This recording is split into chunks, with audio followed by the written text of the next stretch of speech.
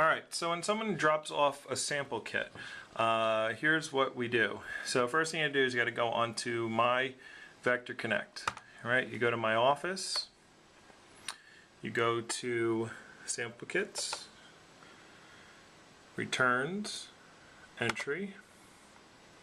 Okay, now we just had, oh, Alice had definitely returned her kit. All right, so we had Alice return her kit. Beautiful. I didn't know I had one here. Let me just make sure none of these other ones are. Nope. Okay, so then you click add to list. Okay, and then you click that person again, and then you hit submit. All right, they make you do it twice. I don't know why. All right, so you hit submit, and then that screen shows up, and that means the kit has been sent back. Okay, now when somebody walks in with their kit, all right, you have them fill this thing out. All right, this is a sample return kit thing.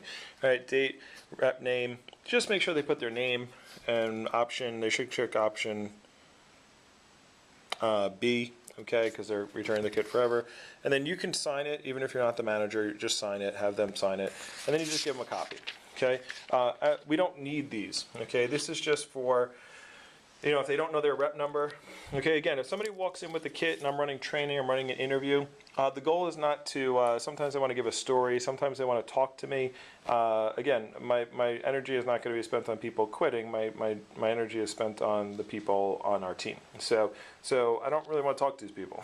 Okay, so unless, if they're turning in their kit, I've already spoken to them, unless they're like a $10,000 rep or something, in which case I'll call them and talk to them. But most of the time I've talked to them already, and they're bringing their kit in because I've told them to bring their kit back in. Right?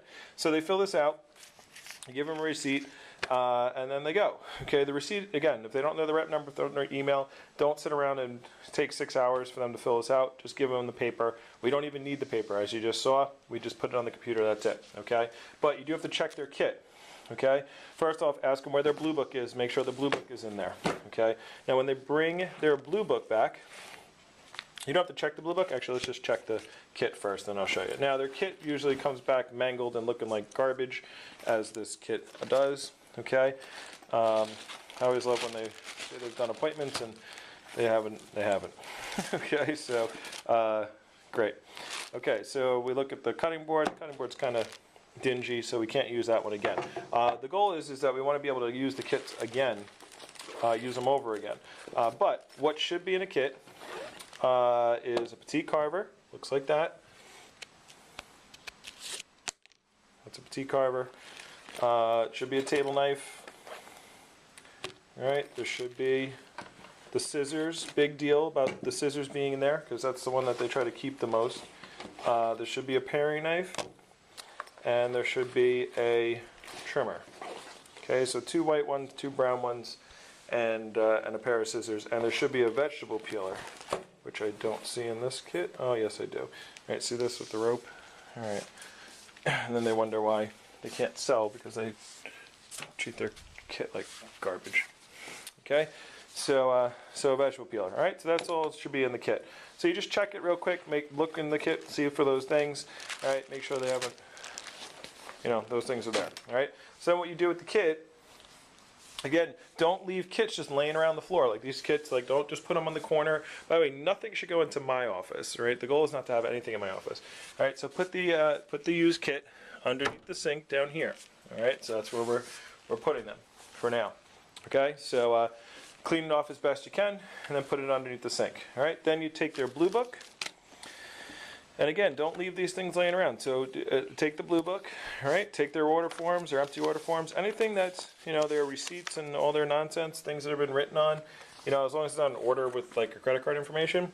But, you know, they leave their notes, okay? But the glossy stuff we keep, you know, they're priceless, we'll keep that. Depending on how many training manuals you have, normally I'll, you know, look at the person's handwriting. If their handwriting is really sloppy, normally what I'll do is I'll keep some of these training manuals and we put them there, and then we put them on the bottom. Okay, but no, see this makes it look like I have a lot of training manuals, because we have the Spanish training manuals in here and we don't have a lot of training manuals. All right, so yeah, so you see how some of them I've kept. All right, we only need like 2 or 3 of those. I just give those to people when they say, when they say they've lost their training manual, I give them one that's been filled out by a past rat. All right, but most of the time, just throw them in the trash. All right, so garbage. All right, take their shopping sprees out, put those back. Okay, this is what you do as soon as I bring the kid in. Get all this stuff taken care of. All right, take it apart. Okay. Back here, this is just papers. We can, now, if the papers aren't crumpled up, we can use them again, all right? This phone call sheet we can use again. All right, so anything that looks nice that we can recycle, we take it back. All right, and you take the blue book, now that it's empty, and you put it where the rest of the blue books are, and where I'm keeping blue books for right now is over here next to the filing cabinet. Make sure to put the blue books opposite, so that the binder's opposite, so one binder's on one side. See, like this, okay? So you have that one on that side, and then you have the next one on this side and that side. You don't want to keep all stacking them the same way, because then the stack gets really high, and then it angles, and then the whole thing falls over eventually. All right, so you just do it opposite, and that's it. All right, and then you put everything away. All right, don't have these things floating around. Don't have sample kits floating around. Put them away, and that's what we do.